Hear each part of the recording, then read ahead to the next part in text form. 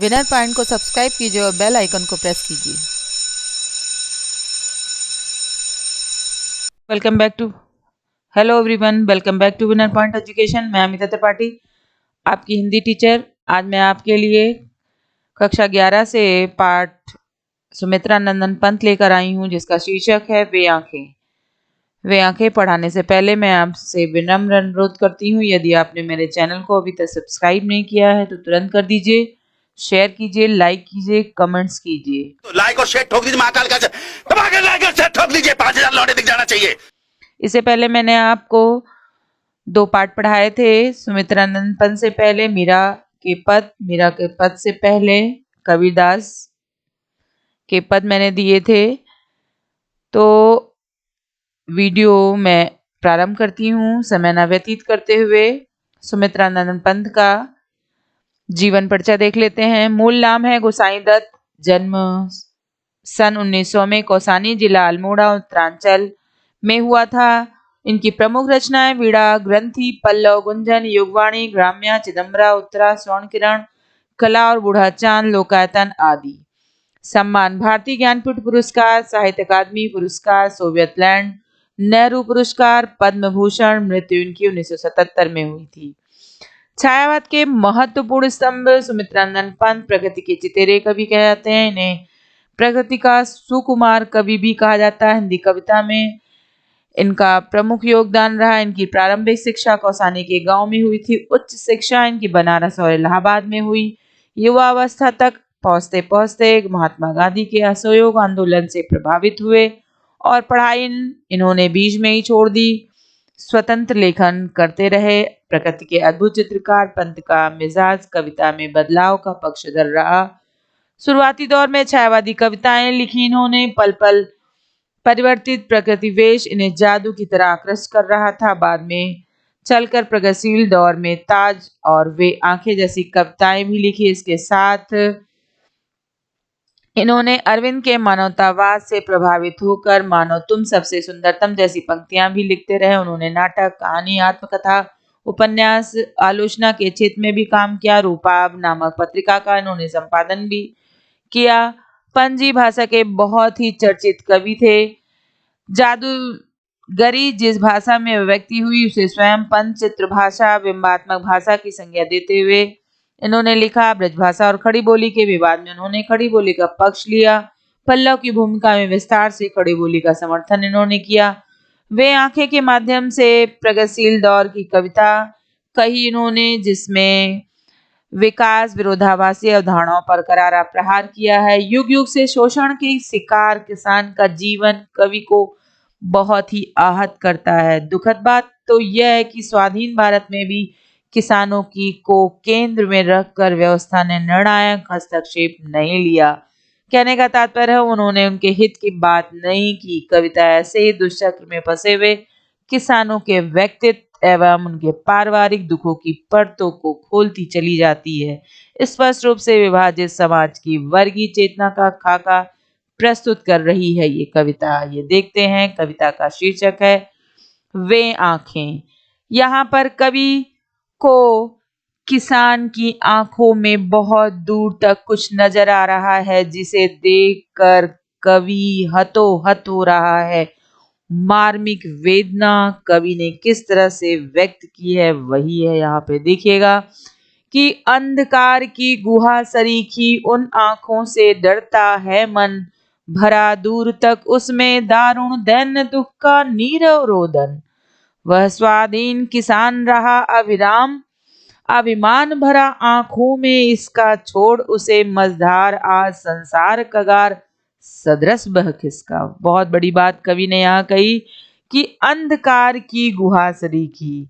तो प्रस्तुत काव्यांश हमारी पाठ्य पुस्तक आरोह भाग 1 से लिया गया है, जिसका शीर्षक है, जैसा कि आप देख रहे हैं, वे आंखें। वे आंखें इसका शीर्षक है। सुमित्रा नंदन पंत ने यहाँ किसानों के शोषण और शोषक वर्ग का वर्णन किया है कि स्वतंत्र भारत में भी किसानों की स्थिति बहुत ही दुखदायक एवं निराशाजनक है। कहने का तात्पर्य है भारत स्वतंत्र तो हो चुका है, लेकिन किसानों की स्थिति पहले जैसी नहीं रही। यह देखकर कवि को अत्यंत ही दुख प्रकट हो रहा है।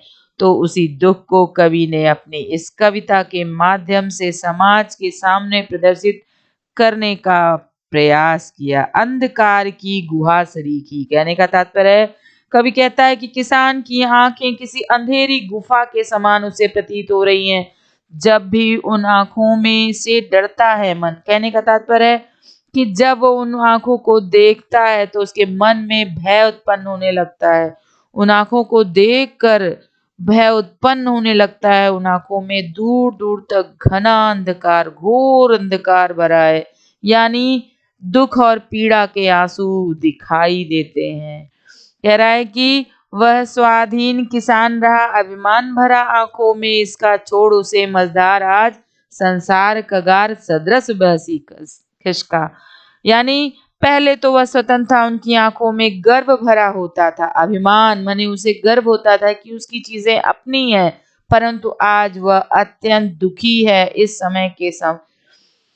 इस समय के संसार में उसे क्या समस्याओं का सामना करना पड़ रहा है कि छोड़ उसे मझधार आज, जबकि उसे लोगों की जरूरत है, लेकिन लोगों ने उसे समस्याओं के बीच में अर्थात मझधार में छोड़ दिया और उससे किनारा कर लिया कि संसार कगार सदृश बस किसका, यानी किनारे के समान, जिस तरह से किनारा कर लेता, सदृश माने समान, संसार उससे किनारा कर लेता है। कहने का तात्पर्य है कि उससे कोई भी मतलब नहीं रखता है, जबकि इस समय में उसको अत्यधिक मदद की जरूरत है, लेकिन संसार इसी तरह से है, जब जिसको जरूरत होती है उस समय वो साथ नहीं देता है। आगे की पंक्तियां देखते हैं कि लहराते वे खेत द्रगों में हुआ बेदखल वह अब जिनसे, हंसती थी उसके जीवन की हरियाली जिनके तृण तृण से, आंखों ही में घूमा करता वह उसकी आंखों का तारा, कारकुनों की लाठी से जो गया जवानी में ही मारा। कहने का तात्पर्य है कि इन पंक्तियों में कवि ने किसान के उन पुराने दिनों को याद करा है, यानी कवि अपने पुराने दिनों को किसान याद कर रहा है। कवि के माध्यम से बताया गया है कि पहले उसके पास उसके अपने खेत हुआ करते थे जो फसल से भरे थे, यानी लहलहाती हुई खेती थी। लहराते हुए खेत द्रोगों में, उसकी आंखों में वो लहराते हुए खेत बार बार दृश्य बनकर उसकी आंखों के सामने घूम रहे हैं। लेकिन आज क्या हुआ बेदखल वह अब जिनसे, लेकिन आज वह अपने ही खेतों से बेदखल हो गया है, यानी किसान की आंखों के आगे वह दृश्य घूम रहा है, लेकिन वो आज उन जमीनों के लिए तड़प रहा है, वह उनके लिए परेशान है। वह दृश्य उसकी आंखों में बार बार दिखाई दे रहा है। उसकी खुद की ही जमीन से उसे बेदखल कर दिया है, जमींदारों ने उसकी जमीन हड़प ली है। कभी वह उसी जमीन का मालिक हुआ करता था, उसके तिनके तिनके में हरियाली थी, परिवार उसका फलता और फूलता था, उसका जीवन हंसता खेलता था, उनका जीवन सुखी था। लेकिन आज क्या हो रहा है, आंखों ही में घूमा करता वह उनकी आंखों का तारा। किसान की आंखों के आगे वह दृश्य घूम जाता है कि जब उसके प्यारे बेटे को जमींदार के कारिंदों ने लाठियों से मार मार के, पीट पीट के मार डाला था, अर्थात गया जवानी ही में मारा। वह जवान बेटा उम्र ना होते हुए भी जवानी में ही मारा गया। उसकी कोई उम्र नहीं थी मरने की, लेकिन जमींदारों ने उसे मार डाला। आज ये दुख किसान को जरा सा भी चैन से रहने नहीं दे रहा है। उसकी आंखों में अश्रु की धारा प्रवाहित हो रही है कि बिका दिया घर द्वार महाजन ने, ना ब्याज की कौड़ी छोड़ी, रह रह आंखों में चुपती वह कुर्क हुई बर्धों की जोड़ी, उजरी उसके सिवा किसे कब पास दुहाने आने देती, आंखों में नाचा करती उजड़ गई जो सुख की खेती। कहने का तात्पर्य है कि सुमित्रानंद पंत ने यहाँ किसान की शोषणता, किस तरह से उसके साथ शोषण हो रहा है, उसी का वर्णन किया है। स्वतंत्र भारत में भी किसानों की स्थिति कितनी दुखदायक और निराशाजनक है, इसी को अपनी हर पंक्ति में व्यक्त करने का प्रयास किया है। तो कवि क्या कहता है कि किसान के मन की व्यथा कुछ इस प्रकार है कि बिका दिया घर द्वार। कहने का तात्पर्य है कि वह कर्ज में पूरी तरह डूब गया था। जब कर्ज उतारने के लिए पैसे नहीं बचे तब महाजन ने उसकी सारी संपत्ति को नीलाम कर दिया। उसका घर खेत सब कुछ बिक गया। महाजन ने ब्याज का एक एक पैसा उससे ले लिया और उस पैसों को चुकाने के लिए जमींदार ने उसके घर की एक एक चीज को ले ली कि रह रह आंखों में चुभती कर्क हुई बरघों की जोड़ी। यानी उसके घर में जब कुछ नहीं बचा तो उन जमींदारों ने जो उसके घर में 2 बैल के जोड़े थे उसे भी उन्होंने नीलाम कर दिया।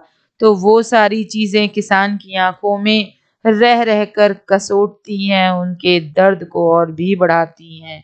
उजरी उसके सिवा किसी का पास दुहा नहीं आने देती। कहने का तात्पर्य है कि किसान के पास एक सफेद गाय भी थी जिसे वह बहुत प्यार से उजरी कहकर पुकारता था। उजरी उसके अलावा किसी को भी अपने पास नहीं आने देती थी।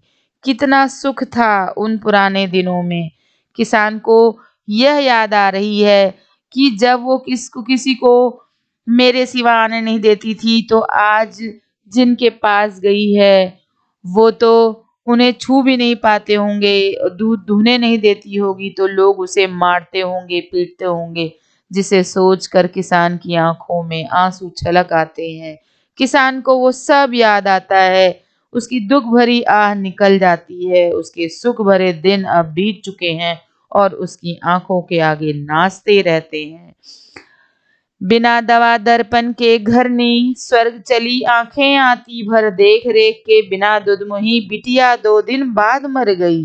कहने का तात्पर्य है अब यहाँ पर कवि जब सब कुछ उसका चला गया, अब उसके पास कुछ भी नहीं बचा, खाने को एक अन्न भी नहीं था, तो उसके घरनी अर्थात उसकी पत्नी की क्या दशा हुई उसी का वर्णन कवि ने किया है कि बिना दवा दर्पण के घरनी उसकी पत्नी जो थी उसके घर में कुछ भी खाने को नहीं बचा। तो दवा इंसान को तब करानी पड़ती है जब वो बीमार पड़ता है। तो यहाँ जब कुछ खाने पीने को नहीं था तो उसकी पत्नी बीमार पड़ गई और कवि कहता है कि दवा इलाज के अभाव में किसान की पत्नी को भी मृत्यु आ गई, यानी वो मृत्यु को प्राप्त हो गई। अब जब पत्नी नहीं तो जो उसकी दुधमही बच्ची थी, छोटी सी बच्ची थी जो माँ के ऊपर निर्भर थी, वो अपने माँ का दूध ना पाने की वजह से 2 दिन के बाद मर गई। कहने का तात्पर्य है पत्नी की मौत के बाद देख रेख के अभाव में 2 दिन बाद उसकी नवजात बेटी की भी मृत्यु हो गई। जो कवि की आंखों में बार बार खटक रहा है कि किसान किस तरह से दुखी है उसी को व्यक्त कर रहा है कवि कि घर में विधवा रही पतोहू लक्ष्मी थी यद्यपि पतिघातिन पकड़ मंगाया कोतवाल ने डूब कुएं में मरी एक दिन। अब इसमें उस समय का वर्णन है जब कि इसके घर में सबकी मृत्यु हो चुकी है और किसान की सिर्फ एक पतोहू, वो भी विधवा पतोहू, इसके पुत्र की पुत्र वधू जब बची तो उसके साथ समाज का क्या व्यवहार रहा, कवि ने उसी को व्यक्त करते हुए कहा है कि घर में विधवा रही पतोहू।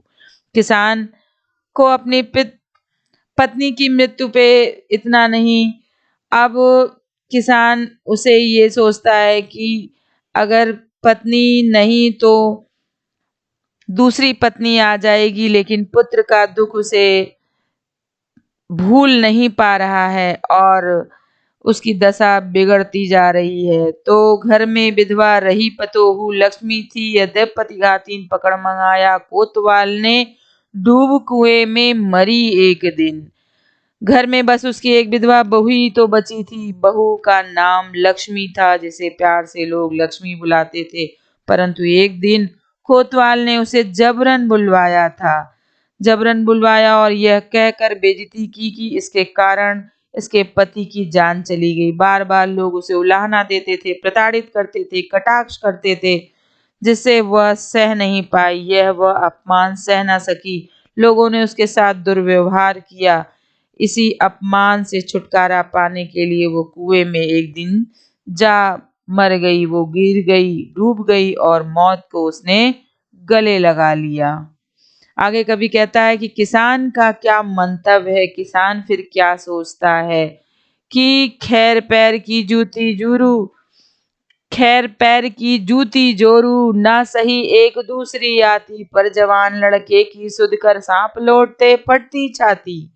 अब यहाँ कवि ने किसान के मंतव्य को व्यक्त किया है कि किसान को अपनी पत्नी की मृत्यु का विशेष दुख नहीं है। उसे लगता है उसके मंतव्य से कि पत्नी तो पैर की जूती है, एक गई तो दूसरी आ सकती है, परंतु अपने जवान बेटे की मौत का उसे बहुत दुख है। दुख से उसकी छाती फटती है, सीने पर सांप लौटते हैं, उससे असहनीय पीड़ा सही नहीं जाती है।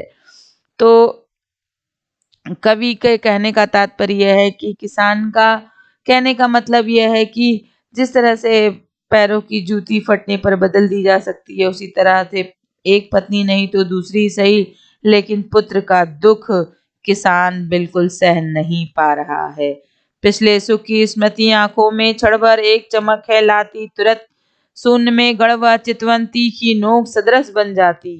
कहने का तात्पर्य यह है कि बीते दिनों की याद किसान की आंखों में पल भर के लिए ही चमक ला देती है। पल भर के लिए चमक से तात्पर्य है जब उसे याद आता है कि उसके लहलहाते खेत, दो बरधों की जोड़ी, उजरी गाय, पुत्र, बधू, पत्नी, बच्चे सब उसके परिवार में था। जब वो पिछले सुख को याद करता है तो उसके आंखों में कहीं एक चमक सी नजर आ जाती है, लेकिन क्षण भर में क्या होता है कि तुरंत शून्य में गड़वा चितवन, लेकिन क्षण भर में अगले ही क्षण वो यथार्थ से अपना सामना करता है, उसका सामना होता है और उसकी आंखें शून्य में गड़ जाती है।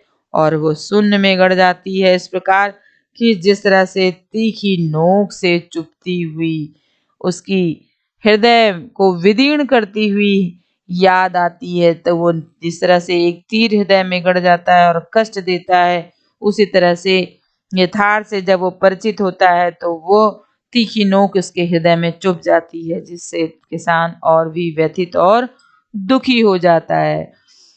तो आपने देखा कि किस तरह से किसान की दयनीय स्थिति इस समाज में हो रही है। जो कभी वो स्वाभिमान से जीता था, अपने ऊपर था, अपने पैरों पर खड़ा था, अभिमान था उसे, उसकी खेती थी, उसके पास सब कुछ था, वह स्वाधीन समाज में होते हुए भी इतने दुखों का सामना कर रहा है। तो कवि ने एक किसान की स्थिति की बहुत ही मर्म दशा का वर्णन किया है, जिसे सुनकर ही आंखों में पानी आ जाता है। तो आपने देखा कि किसान की स्थिति कैसी है और ऐसी स्थिति होनी नहीं चाहिए। तो आपको वीडियो कैसा लगा ये मुझे कमेंट्स में ज़रूर बताइएगा। वीडियो अंत तक देखिएगा, शेयर कीजिएगा और यदि आपने अभी तक मेरे चैनल को सब्सक्राइब नहीं किया है तो तुरंत कर दीजिए। सब्सक्राइब करने में बिल्कुल देर ना कीजिए। यदि आप मेरे चैनल का हिस्सा हो जाएंगे तो आपको बहुत अच्छे वीडियो मिलेंगे, आपकी हेल्प हो जाएगी। तो अब समय समाप्त होता है, अगले वीडियो में मैं पुनः मिलूंगी, तब तक के लिए धन्यवाद।